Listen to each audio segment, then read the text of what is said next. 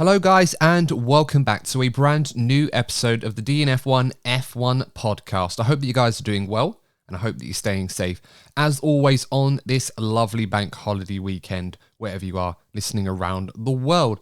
So another race in the books and another impressive display from the world champion Max Verstappen, winning the Miami Grand Prix and making a very, very firm statement on this 2023 World Championship at the expense of his teammate Sergio Perez. But joining me on this episode to discuss all of those things and answering some of your questions as well on the race weekend, we have Courtney Pine joining us once again on the DNF1 panel. Courtney, first of all, mate, how are you doing, and how was it for you this weekend? Did the Miami Grand Prix live up to the extravagant expectations that were put on it? Hello everyone. First of all, yeah, I'm doing well. No complaints at my end. Overall, it could have been better, but it could have been worse, I guess. I suppose we'll go into more of the details as to why I feel that way a little bit later on. Just for me, I just feel that that race in general is just a continuation of the story of F1 2023. And to be honest, I'm hoping for some changes soon because it's becoming very, very predictable. Yeah. I mean, there are certain elements that we'll talk about in a moment regarding that. First thing, of course, let's do the usual thing. And as always, guys, because you listen to this show on either YouTube or on your favorite podcasting platform, we do ask that if you are new to us on the YouTube channel, make sure to subscribe to the channel, like the video. It really does help us out a lot. And of course, share it with those of you that might be interested in listening to a new F1 podcast. If you're on the lookout for one, we'd always be happy to take in new members to the DNF1 family. It's an unlimited group, so the more of you, the merrier it will be. And of course, don't forget to leave us a 5-star review on your favorite podcasting platforms. If you do, we'll give you a shout out on a next episode. And we did get a 5-star review recently on Spotify from Charlie Graham. And Charlie messaged us on social media to let us know that they're giving us a 5-star review on Spotify to say, love the show, guys. Love your analysis. Keep up the great work. Really do enjoy your independent F1 podcast. 5 stars. So thank you so much, Charlie, for your kind shout out to us and for your support. And yeah, if you want a shout out on a future episode, guys, you know what to do. Leave us a 5-star review on your favorite pod platform. Of course, if it's not on Apple Podcasts, we must insist that you guys send us a message like Charlie did, so that way we know you've left us a 5-star review and we'll give you a shout out on a future episode. But first things first, with this new format that we're experimenting, and we want you guys to be at the center of these episodes, we want to encourage you to ask more questions based on what you saw at the race this weekend, and we can answer those on the show as part of our race review. And of course, you can do that by getting in touch with us on our socials. Just send us a message, any questions you have. The show notes will show where our socials are, and of course, if you're listening to this on YouTube, you'll see those as well in the description. So do get in touch. We also have a new email out, which I'll put out in the show notes and the description, whichever platform you're listening to the show on, if you want to send us your questions in for future episodes. Courtney, first things first though, I want to talk about our highlights of the race as part of this new format. So first things first, what was your highlight for this weekend in the Miami Grand Prix? Adam, you're going to love me for raising this, but the highlight for me was Charles Leclerc's crash in Q3. Oh boy, I was worried about that one. Yeah, it's a tough one with Charles Leclerc. We did get a lot of questions in regarding Charles Leclerc at the moment, but let's talk a little bit about that particular incident. Sometimes it seems to be a bit one step forward, 2 steps back right now with Charles Leclerc. You're either going to get an incredibly amazing lap like we saw in Baku twice, actually, or he's going to end up bidding it in the wall like he did in Miami twice over the course of the weekend in very similar fashion. Yeah, well, I put a post out on our Instagram page, saying that when I saw the incident take place, I wasn't even surprised. Look, we know how talented Charles Leclerc is. We know how much potential he has. Based on pure ability, in general, he has the potential to be a multiple world champion. I think he's one of the drivers on the current grid that has the best chance of beating Max Verstappen over the course of a season. But he's not going to be able to do that if he keeps on making these silly errors. And once again, he was having a solid weekend. Ferrari have made some improvements over the break, and he just makes what yet another silly mistake. And if Ferrari miraculously make some big improvements over the next year or so and start challenging Red Bull, we want to be seeing a season-long challenge. And of course, Red Bull took the big step forwards last season to gain initiative over Ferrari. But some mistakes that were made at Ferrari and from Charles himself made that championship a lot easier for Max Verstappen and Red Bull than it could have been. Yeah, we did get a question from Magic 14 Alonso 11 on social media about this, and they asked us, what are your thoughts regarding Charles Leclerc right now? There's no doubting his ability to deliver the fast laps when he needs to. However, sometimes he pushes a bit too hard quite often, and it's almost becoming too regular that he crashes out in qualifying or even in the race when he's pushing beyond the limit. Does Leclerc need to calm things down a bit in order to become more consistent? Now, I think that's a very fair point. Last season, we saw Charles Leclerc, when Ferrari had that championship race winning car in their hands for the first half of the season, he was putting together a lot of performances that were worthy of that. And, at one point, it looked like it was his championships to lose. Then we fast forward to Imola, the first race where he really felt some level of adversity and he was going after Perez and he was overly committed into the chicane and he completely binned it and lost the podium as a result. And then we saw what happened in what was it? It was in France when he was leading that race. He completely lost it there by his own error. And we've seen quite a few times this season Leclerc already making mistakes when he's pushing that car beyond its limits. Now, we love to see Leclerc driving on the absolute limit. I think we saw the first 15, 20 seconds of that lap in qualifying. Crofty and Martin Brundle were talking about how epic it looked. It was on the ragged edge. You could see Leclerc was really going for it because there was a genuine chance he may have got it on pole position or even the front row, given what was going on with Max on his first run. There was a chance there. And Leclerc was pushing on the limit. And sometimes when that happens with Leclerc, he does go a little bit over the top and the car reaches its limit. And when you're at that point, you're just a passenger. So I think that is something that needs to be addressed with Charles Leclerc. There's no doubt in his speed, but he is to some degree a little bit unreliable in those moments. And unfortunately for Ferrari, even though they're going through their own turmoil at the moment and are struggling to provide a car capable of a driver and worthy of a driver of Leclerc's talents, he's not doing himself any favours in the eyes of other teams, like perhaps Mercedes or even Red Bull or Aston Martin that might look at him in the future. And there's no reason why they wouldn't be, thinking, well, there's no doubt he's the fastest guy out there, but he's not the most consistent or the most reliable. And when it comes to winning races and championships, you need that consistency. You don't win a race over one lap. And unfortunately, right now, Charles Leclerc, I should say, over one lap is phenomenal. But beyond that, there is a question mark still. Yeah, he's definitely not the finished product, but the potential is there. And I guess that's what adds to the frustration for, Ferrari and even neutral fans about Charles Leclerc, because we are looking at him like, if you're looking at the next 10, 15 years of Formula One, unless you're a Red Bull fan, you don't want to be seeing Max Verstappen dominate. And you're looking at the current generation of drivers and you're thinking, so who could truly challenge Max with the right machinery over the course of the season? We know Lewis can, but we don't know how long Lewis is going to be around for. George Russell has the potential, Lando Norris to an extent, but Lando Norris will need to make a big move very soon. But out of all the drivers, we've seen the most potential of that happening with Charles Leclerc.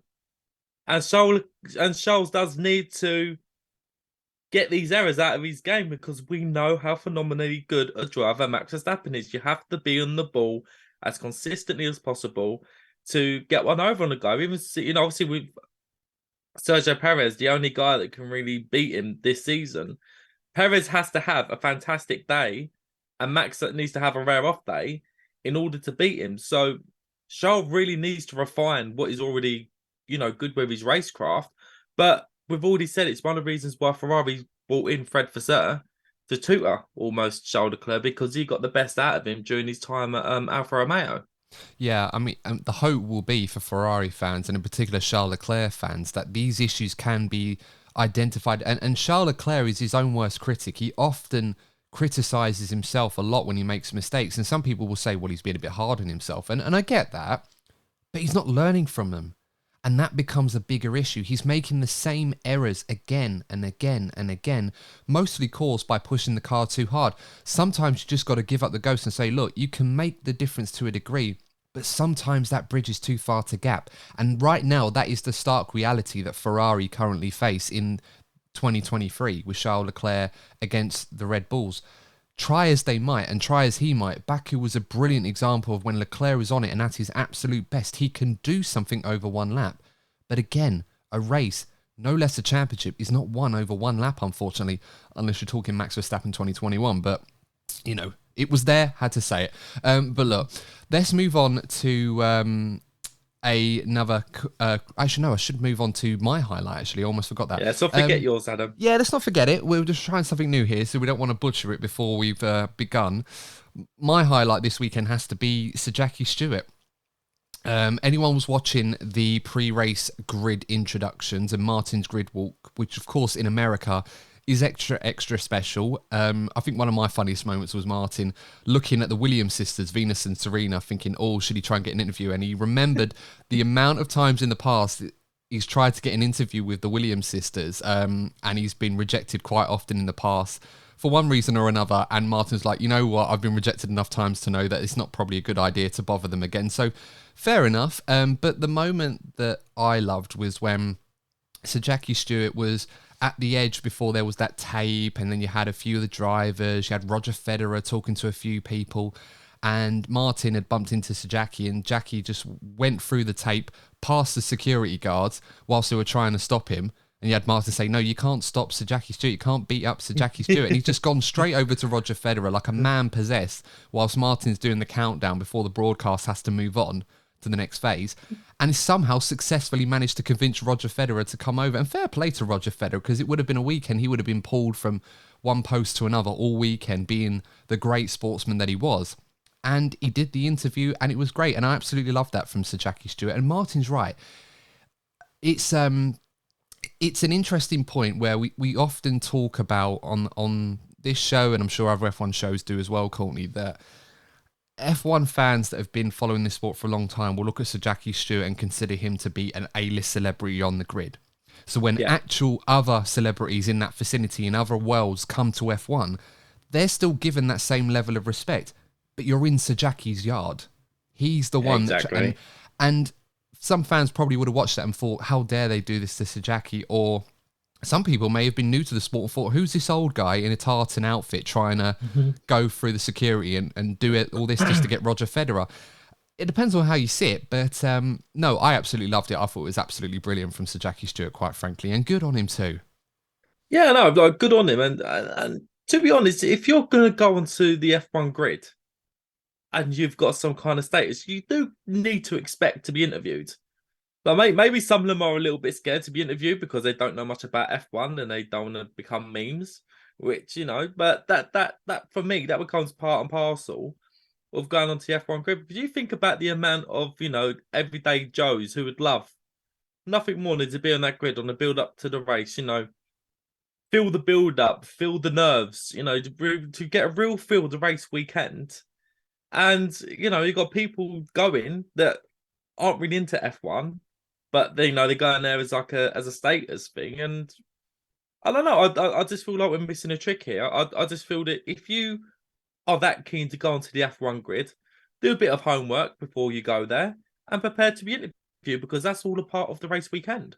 Yeah, absolutely. And, you know, for future reference, for someone like Sir Jackie Stewart, in theory, there should almost be no boundaries to where he's allowed, you know, in considering what he represents, not just to Formula One, but to the FIA as well, as a representative of them. And he's at a lot of races for the same reason, regardless of where it is. You know, I know America have their own flavour on these things, and they had that introduction with LL Cool J and will.i.am, which I actually thought was okay. I did think it dragged on a little bit where they were introducing the drivers, but it's something we see in America and a lot of other sports, so I didn't really have a problem with it. I know some people probably complaining about it, but look, if it's not for you, that's fine. You don't have to watch it. You can always make yourself a cup of tea and come back for when the race starts, really. But I get it. America want to put their stamp on things, and that's absolutely fine. We did get another question regarding something that you brought up, Courtney, which I'm glad you did, was about the influencers and people in the VIP section that didn't have a prior F1 interest or knowledge, and people were asking, basically, the general question was, what were your thoughts on some of the influencers that were being invited to the VIP section across this weekend? It felt like it was just anybody and anyone that had a following based mostly in America, and a lot of them didn't understand much about F1. What are your thoughts? It's a fair question. My personal take on it is that if we look at F1 as a business, if and I'm going to name drop a few people here, if F1 decides to invite people like, let's say, Matt Gallagher, for example, from formerly WTF1, Jimmy Broadbent, Aldas, Tomo, those people that, and there are countless others that I haven't mentioned. I apologize if I haven't. That you could have invited, and F1 fans to go, oh, I know that guy from YouTube, or this guy or that guy.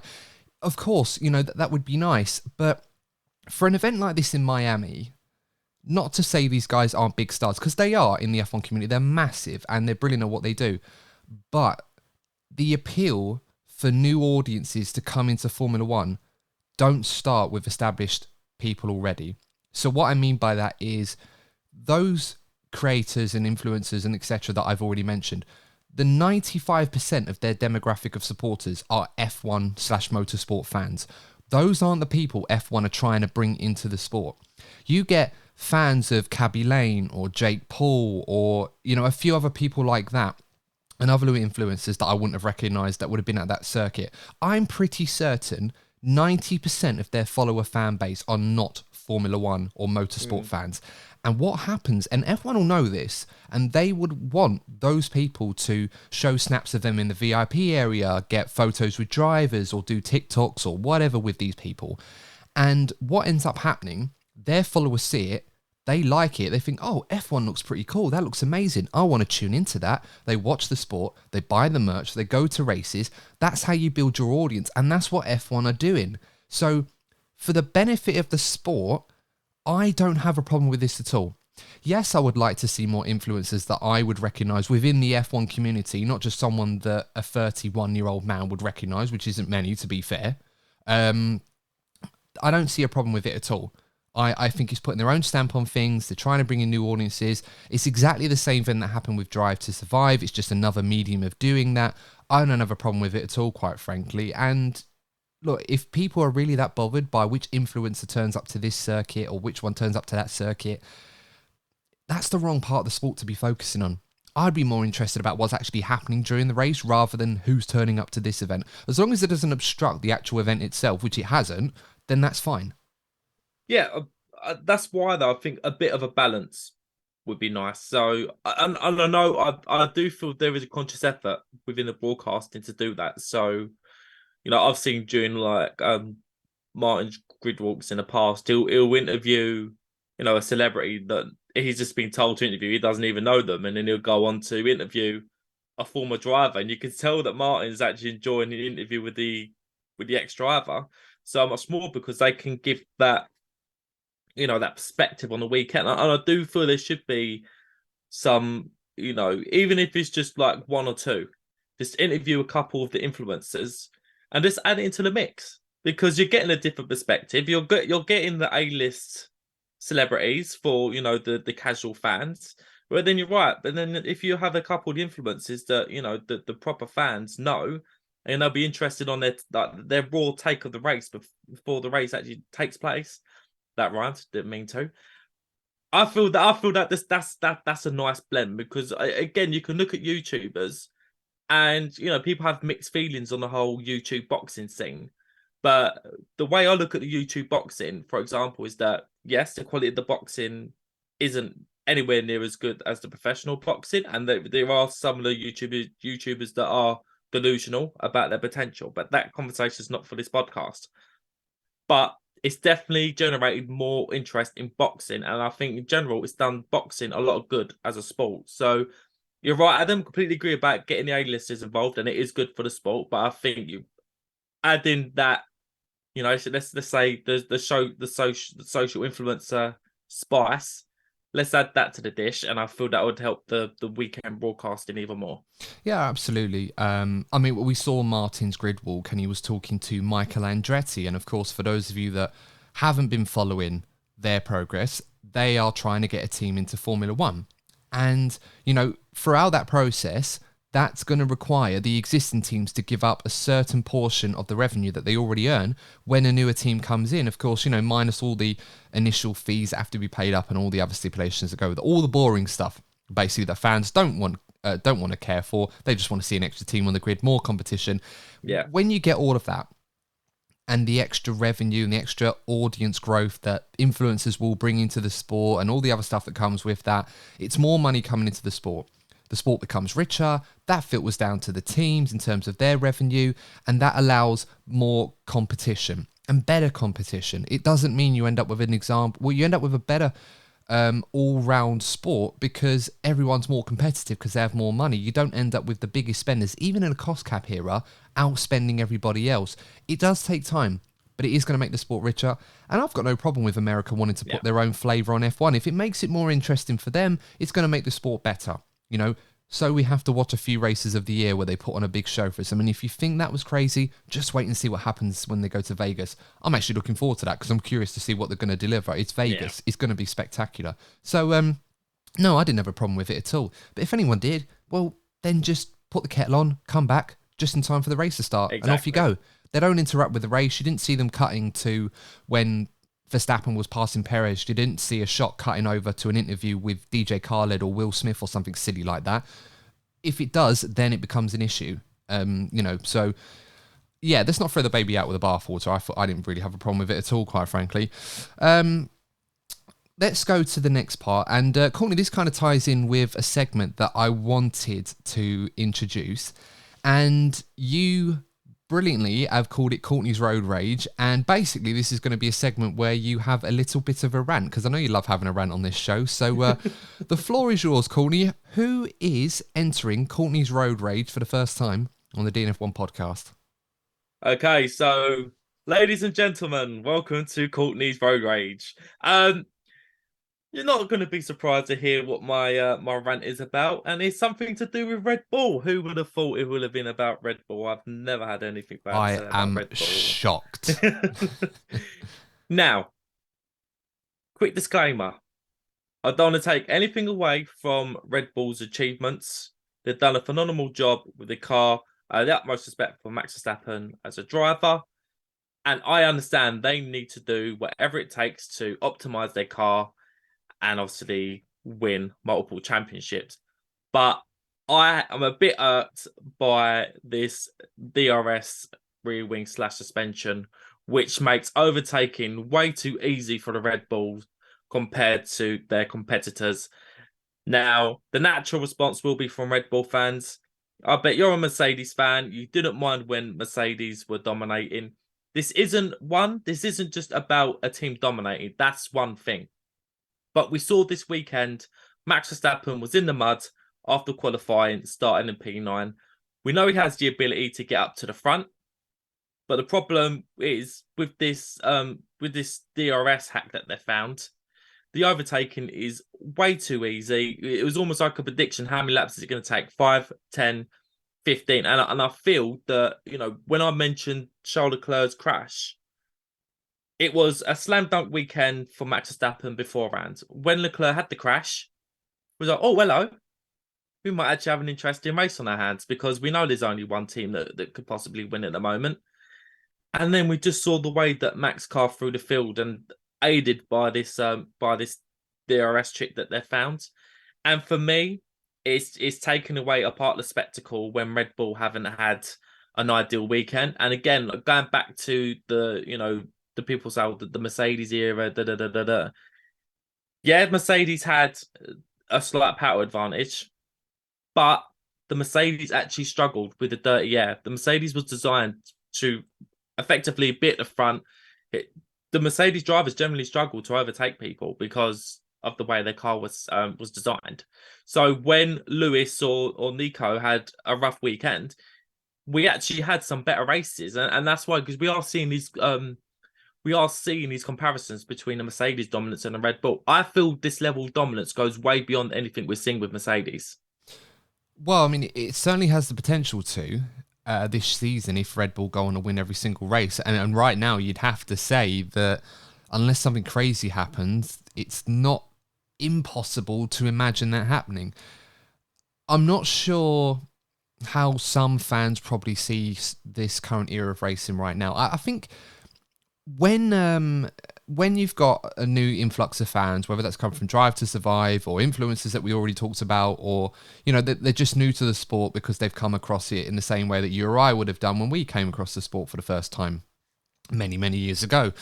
And I think 2021 was a very interesting year for this because a lot of fans that have come into the sport recently would have come in during that season. And unfortunately, because of how amazing it was, regardless of how people saw the ending, it was action every single race. Yeah. The championship battle was going back and forth so often. Yes, there was a lot of tension. There was huge dramatic moments, but it was one of the best F1 seasons that we've ever had, purely for that reason. And F1 isn't normally like that, unfortunately. We don't have crazy title fights going to the very last lap of the entire season. We don't have 2 or 3 way fights very often. As I said, if you took Red Bull out of the equation, this championship would be amazing right now between Aston Martin, Ferrari and Mercedes. And it's the same argument we could have made for Mercedes back when they were dominating, or Ferrari before them, or Red Bull before that time as well. So it's a tough one. When it comes to the DRS trick that they have, the reality is, Courtney, I don't know how much of that we actually understand. I'm not talking about you and I'm talking about generally. Now, Yeah. the FIA seem happy with it from what we understand. There hasn't been a lot of pressure from teams to try and review this or appeal against it to get it banned in the same way that they did with DAS a couple of years ago, or this spirit of the regulations kind of nonsense that they keep going back to when someone comes up with something innovative that goes against the regulations or what they intended from them. Make of that what you will. And teams that bring new components have to be transparent about what they are, how they work, to the most minute detail. There's no getting around it anymore. And I think because of that, that is why this DRS trick that Red Bull seem to have right now is proven to be that wow factor or that X factor that they have when overtaking cars, to the point where they just don't bother fighting them because they're so fast. So, people asking, oh, are they going to try and outlaw it? I don't think they can. I think if they would have done, they'd have done it by now. So, and we're seeing teams reportedly trying to come up with their own versions of this design. So hopefully at some point they will be able to catch up in that regard. We did get a question on this right now, on this situation with Red Bull and, the last 2 races we had. And someone asked, it was a 2-part question, and they basically asked us, what are your thoughts on the current landscape of F1? Is it becoming really boring with Red Bull dominating? And also, if the regulations were intended to create more overtaking, why do the FIA insist on shortening DRS zones at Baku and in Miami? Surely this makes the races more boring. And for that first part, Courtney, I kind of understand it. I just think it just comes down to the fact that right now we have a team that's absolutely smashed the regulations and everybody else is playing catch up. I mean, Ferrari and Mercedes dropped the ball. Aston Martin have proven that if you go down the right route, you will make gains. And if Ferrari and Mercedes had done that, maybe they'd be challenging Red Bull this season, quite frankly. Yeah, so this is what I wanted to clear up, that despite the frustrations with the current situation, because let's be honest, unless you're a proper fan of F1 like we are, that will enjoy the Ferrari, Mercedes, Aston Martin battle, and actually the rest of the grid is actually quite close to each other. We'll appreciate that, but the main point of the race is who's going to challenge for the race win. You're going in every single weekend being pretty sure that it's going to be Max Verstappen. Then I feel that the interest from casual fans will dwindle. But at the same time, this is a sport. You can't just slow people down because they're doing well. And I think that sometimes I've been aggrieved. I was aggrieved of how Mercedes was slowed down. So that's why I am a little bit aggrieved by it, because it was done to Mercedes. Is it going to be done to Red Bull? Because if it carries on like this, there will be a lot of F1 will lose a lot of casual fans, but it is that conflict of interest, and there is a lot of conflict of interest in Formula One because you want the great spectacle, but at the same time, you don't want to be taking away the great innovations that these guys come up with because it must be so frustrating for them. They come up with these ideas that give them an advantage just for it to be taken away from them. Yeah. On their second point as well, the DRS being shortened, I don't think it really was an issue in Miami. I think they No, actually got it spot on. In Baku, they probably could have left it alone. I do agree that with these new cars, you don't want to hurt the overtaking numbers, and it has been harder to overtake this year from what we saw last year as these regulations have been evolved and the teams have developed their cars to a degree. So, yeah, I think it's a legitimate concern that shortening DRS zones will make it even harder to overtake. I just think it's from one circuit to another. Baku, I think people often mistake Baku for being a race that guarantees exciting racing. I think we had a few crazy races in the last couple of years, but in general, it has been very similar to what we saw last weekend. So I think it's just, circuit specific. In Miami, I thought they got it spot on. There was plenty of action, plenty of overtakes. It certainly wasn't a boring race. I think people were just too fixated on the battle at the front that made it seem a little bit boring, and how it all ended up going down. We did get another question on Max Verstappen and Perez, Courtney. And we should really talk about that being the highlight of the weekend in terms of where the race was won and lost. And someone, and we had, it was, sorry, I should remember the name now. It was Michael Stevens, Red Bull 1, wrote into us and asked us, he said, "Hi guys, what were your thoughts on the Red Bull strategy in Miami? Was Perez on the wrong strategy? And second, if he was, why did they not put him on the hard tyres instead of leaving him on the mediums and giving Max Verstappen the advantage?" So I think we have to clarify this, Courtney, because Christian Horner was asked this during the race, and he basically said the optimum strategy was to go medium and hards. And it made no sense to put Checo on the hard tyres purely because the guys behind him on mediums like Alonso, Sainz, Russell, they'd have tried to get him into turn one and wrecked his race, and Perez needed to try and get away. And ultimately, that's what he was doing in the early stages. Unfortunately, this is where it gets a bit, bad for Perez. He was very unlucky in this regard because the track was washed out the night before, all the grip that had been laid down had gone. All the rubber was gone. It was a completely green track. And a lot of the drivers were reporting graining issues on the medium tyre. What they didn't anticipate was that the harder tyres were going to be very quick compared to the mediums. They were only about a tenth or two slower in optimum pace anyway. The durability was immense and there was no graining issues. So the hard tyre was the optimum tyre, but no one would have foreseen that. If they had done, I'm pretty sure a lot of people would have started on the hard tyres. Now, the reason why Max started on the hard tyres is because he was down in P9. Exactly. That makes sense. When you've got a car advantage like Max Verstappen has, you would put him on the hard tyres when he's further down the order, because that allows him the opportunity to overtake some drivers when the medium tyres were starting to wear off. And admittedly, they did that a lot earlier than people have anticipated because of the reasons we mentioned already. And he had the pace difference where if he got stuck in traffic, he would have been able to overcut a lot of guys when they came in to make their pit stops. That was the baked-in advantage that they were relying on. Fortunately for Max, his advantage was realised very early on when those harder tyres were amazing. It's the same reason why Sir Lewis Hamilton ended up going from 13th to 6th, despite having a car nowhere near as good as what Max did, because he was on the right strategy by fortune. And to be fair to both of them, they both made it work really, really well. I think I had a picture of a tweet that I took. I took a screenshot from Spanners Ready, Mr. Apex F1 host, and the drivers that started on the hard tyres at the start of the race were Lance Stroll, Yuki Tsunoda, Lewis Hamilton, Max Verstappen, Hulkenberg, Zhou, Ocon. The bottom three all lost a few places because of the way the races panned out, but Stroll, Tsunoda, Hamilton and Verstappen at least made up 6 places throughout that race, all starting further down on the hard tyres. So it just shows how well those tyres worked. And unfortunately for Sergio Perez, he was just unfortunately on the wrong strategy. He was in a catch-22. There was absolutely nothing that he could have done. If he'd have started on the hard tyres and managed to stay ahead of Alonso, Sainz and Russell at the start, he probably would have won today, or won the race this weekend. But unfortunately he didn't, and Max was inevitable, if you like, very Michael Schumacher-esque this weekend. He just had the speed all weekend, and it was a case of when rather than if he would get to the front.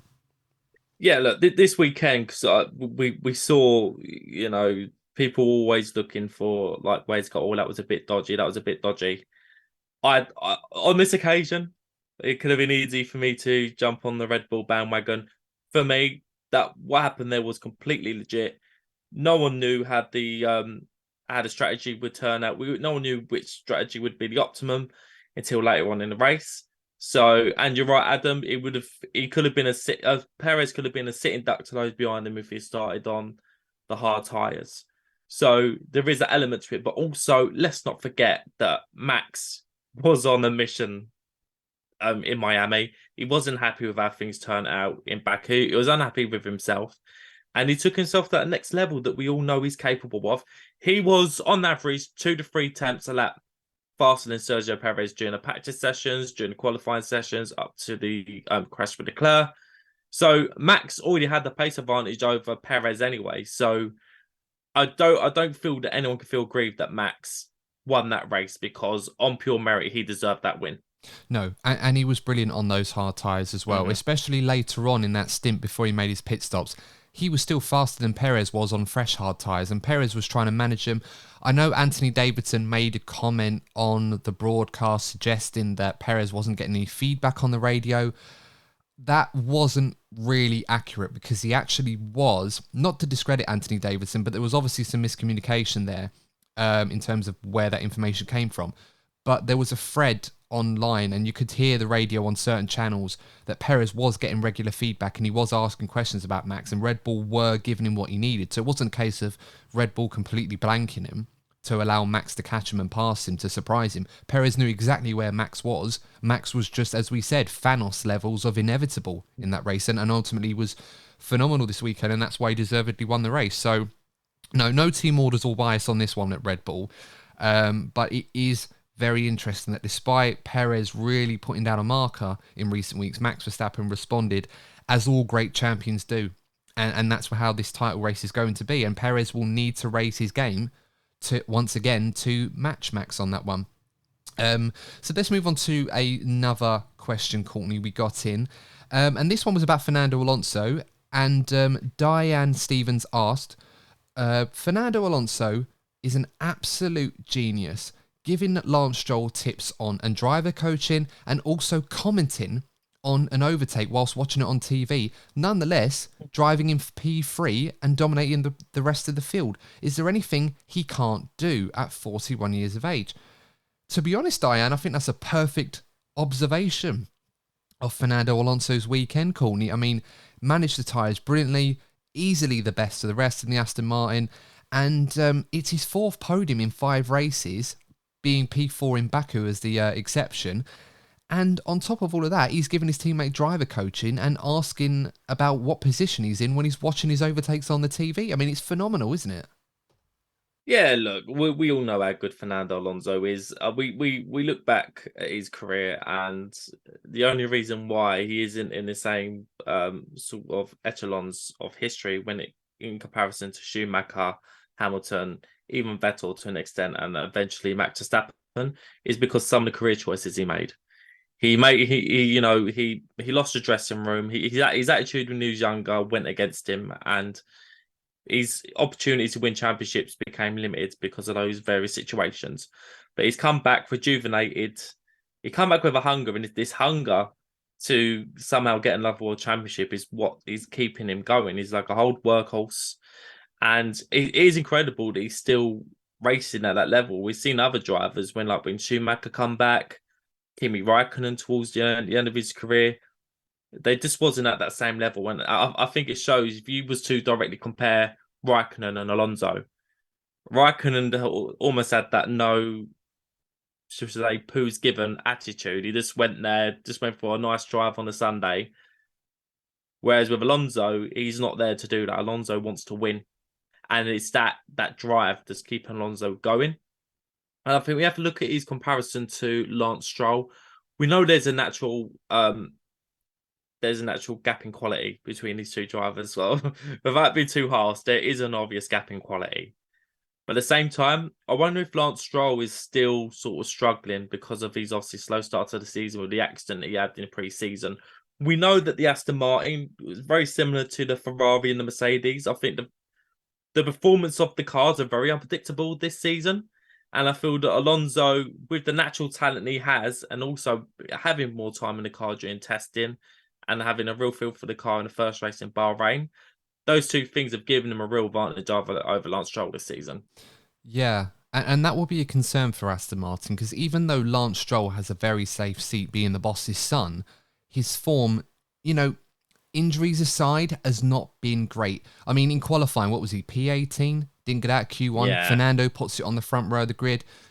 You'd have to say, if it was any other driver in any other team, that would ring alarm bells massively about his future. I mean, we have to give Lance the benefit of the doubt, but ultimately, you know, because of his injuries, but ultimately, Lance Stroll is very much a moments driver in that he will deliver certain moments where he's fantastic and he's great.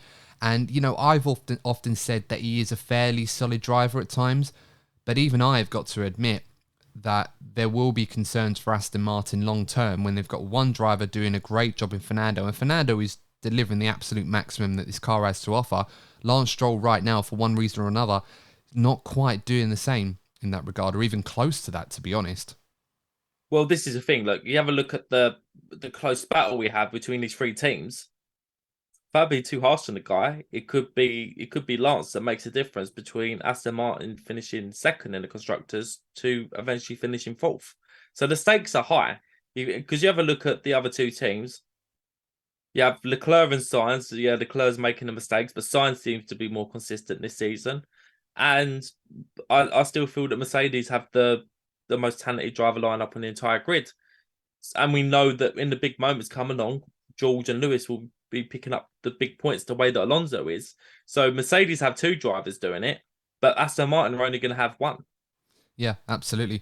We've got another question in from Michael1272F1. He writes in and says, what did you guys make of the fact that there were hardly any yellow flags, if any at all? Was it one of the cleanest races we've ever seen? Now, I looked at this one, Michael, and I went online to try and see if I could find some stats on this race because I couldn't remember seeing any yellow flags or anything like that. And apparently there wasn't a single one throughout the entire race, Courtney.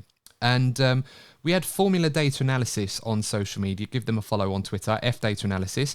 And they wrote this race had no yellow flags, no virtual safety cars, no red flags, no retirements, and no errors during the pits in terms of the teams, not necessarily drivers, because we know Carlos Sainz had a 5-second penalty for speeding in the pit lane.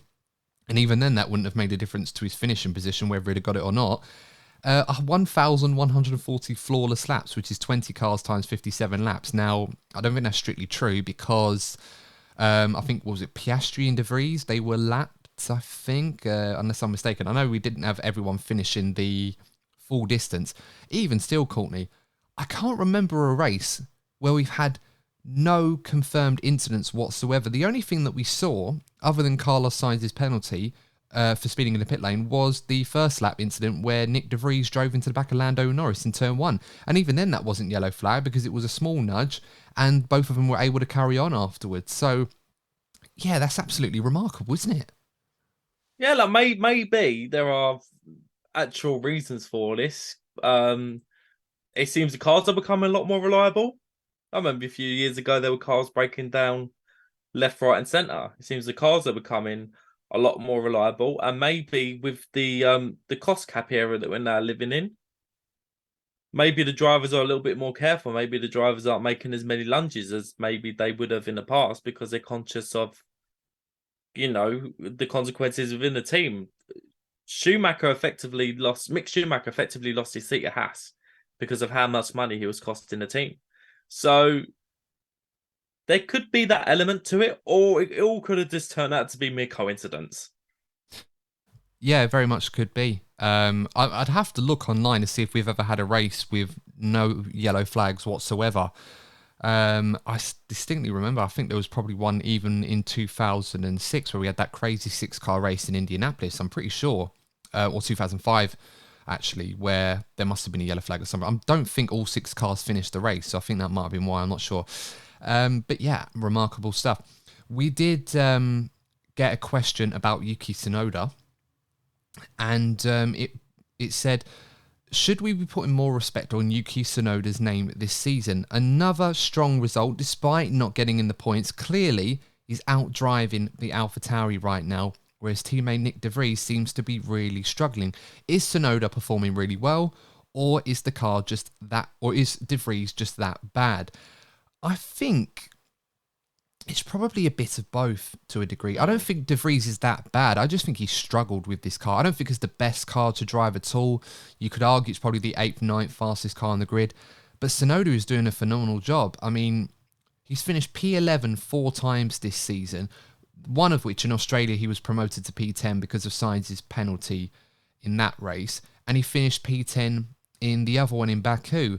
And I think it must be said, I think respect does need to be put on Yuki Tsunoda's name. I think he's doing a great job right now. And I certainly hope those at Red Bull are taking notice, because I think in all the adversity that we've often associated and attributed to Yuki Tsunoda when he's overdone it or had crashes, this year he's really driving very, very well. It's just a shame that his performances have only been rewarded by 2 points finishes at the moment.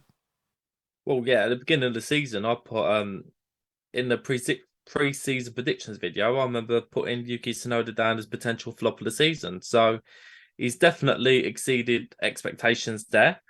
And yeah, like the car is definitely bogged down. AlphaTauri seem to be a team that are only heading one way, and that's backwards. And I think they're making some changes at the team to hopefully stop the rot there. So there are clearly issues going on with the general performance of the car. But yeah, he's doing well. He's doing a good job of what he has. Right now, I just feel that he should make a move from one Alpha to another. He should go to Alfa Romeo. Finishing 11th every race seems to be the Alfa Romeo way. So I thought that'd be the perfect marriage moving forward. Yeah, I mean, speaking of Alfa Romeo, I put Bottas down as the flop of the weekend. I don't really think I can get that, because he qualified very well in the top 8. He didn't have the worst race in the world. He finished P13, but I think that was expected, so I don't think I can claim on that one. I mean, we had some good performances for Williams. McLaren had a dismal day as well. Norris was hit early on. Piastri was having some issues, so it didn't really They work put the out for them. softs on as well, didn't they? They did. I don't get the logic behind that. I think McLaren No. were experimenting, but it was the same problem as Baku. So, everyone running to try and put the hards on. McLaren went the other way. It just worked terribly for Norris, unfortunately. So, yeah, not a good weekend for them, unfortunately, which will be a concern for McLaren, because they looked like they were making progress and now they've gone back down. I think we have to acknowledge as well, Alpine, a pretty decent weekend for them. Gasly P8, I think Gasly best of the rest, one of the stars of the weekend. Ocon managed to get it back into P9 when he was in that fight with Magnussen and Leclerc for a long time. So, yeah, Alpine will be much happier this weekend, won't they, Courtney? Yeah, because as I said, in Baku, they had a bit of a shocker. One of the rare reliability issues come from the Alpine. And Alpine for a while now, they've sort of been in the mire a little bit. They have ambitions to be at the very front. They'll still want more from the team moving forward, but they have the whole Fernando Alonso leaving and the Oscar Piastri drama. So I think they'll be happy after everything's happened over the past year or so. They'll be happy where they are as a team. And yeah, I'm sure they'll be happy to get back into a better position. Also, at the same time, I expected there to be fireworks between Gasly and Ocon. And so far, that hasn't happened. So the Alpine team must be happy with that aspect as well. Yeah, absolutely. I thought Gasly was very, very good in the race this weekend, and Ocon did well to recover to P9. Final thoughts, let's talk about Mercedes, because we haven't really mentioned them much. Russell P4, Hamilton P6, 2 very good drives for very different reasons. Russell was very impressive. I think, all things considered, only 7 seconds off Fernando Alonso, comfortably ahead of Carlos Sainz in the Ferrari, and a bit of an unsung hero this weekend, George Russell. Yeah, but if you have a look at this Mercedes, it's very unpredictable. It has a very small window, a very very small sweet spot, and when they find it, these are the kind of results that they can get. Again, they're another team that'll be hoping to go to the very front, but I thought this season it would be a write-off. But it's just frustrating because they've got two fantastic drivers, and you want to be seeing drivers like that at the very front. I just hope they learn more and more about this car, and more often than not, they get the car into the sweet spot, which I'm sure they will. Yeah, and of course we have to mention Sir Lewis Hamilton. Started 13th. We can talk all day about the radio communication issues he was complaining about with his team, that they let him go out too late after the track conditions had improved and he missed that window and it caused him to not make it to Q3. I think we can all agree Mercedes is not the best car in qualifying. It's a much better race car. And he recovered to P6 very, very well. Ended up passing Charles Leclerc towards the end, was on a better strategy than Leclerc, probably drove better than Leclerc in the race as well. So I don't think we can understate how good a drive that was from Hamilton. And you have a championship position right now, Courtney, where Mercedes are a bit like Ferrari this season, where they're a bit up and down. They're great one weekend, they're not great another weekend. Baku was not their best weekend, but they still got some decent points. And you could argue this weekend wasn't their best weekend either. And at the championship position, they're 6 points behind Aston Martin, I think, in P4 in this championship. So, when Mercedes do improve, and they will, their drivers are right there every week, regardless. And, you've got Alonso at Aston Martin and flying a flag on his own, despite how brilliant he's been. Ferrari, they're either there or they're nowhere at the moment. You'd have to argue if Mercedes keep up the level of consistency from their drivers, when they get the car sorted out, they're definitely almost a shoo-in for P2 in this Constructors' Championship. And I'm sure they'd be very happy to take that. But I'm looking at these three teams though: Aston Martin, Ferrari, and Mercedes, and I'm thinking, come on, guys, or guys and girls, get your acts together and let's have a proper title battle. It ain't gonna be next year, but the sport needs it. The sport, and I'm sure deep down, even Max Verstappen's getting bored at the front. He's probably thinking, "Give me a challenge, guys. Come on." So we need at least one of these teams to really get their act together. So I want to be seeing, again, I want to see at least one of these teams go on a real trajectory this season and put them in good position for 2024. Yeah, absolutely. As I said, I think a solace that I can give to Mercedes fans to round off this episode with a bit of positivity for them in this era of Red Bull dominance, which at the moment is looks like it has it doesn't seem like it's going to be stopping anytime soon. It is the fact that the only shortcomings that we're seeing as highlights for Mercedes this season are in qualifying or a reliability issue. When it comes to the race on Sunday, George and Sir Lewis are driving really, really well, and they're picking up big points consistently. And over the course of the championship, I know Mercedes don't want to be P2, they want to win, but right now, Aston Martin have one driver doing the business for them. Ferrari are either there one day or they're not the next, and it seems to be more the latter at the moment. Mercedes are always there and picking up results, and that's what counts at the end of the day. That's why they're in the position they're in. So, when they have a good car again, hopefully the drivers will continue to deliver on that, as they have been with a dismal car by comparison. No, couldn't put it any better, but it's that driver talent that will make the difference at the end of the season. As it often does. So a nice positive spin for final thoughts if you are a Mercedes fan. And of course, Red Bull fans will be rejoicing and hoping this current era of dominance does not relinquish anytime soon. And the way things are going, Courtney, I just can't see how that's going to happen, at least for the time being. But of course, guys, hope you enjoyed that. Make sure to like the video, subscribe to the channel if you are new. Help us get to 2,000 subs. That's our new target for this year. See how we get towards that. And of course, don't forget to leave us a 5-star review on your favourite pod platform. If you haven't already, you will receive a shout out on a future episode. I can guarantee that for your ongoing generous support.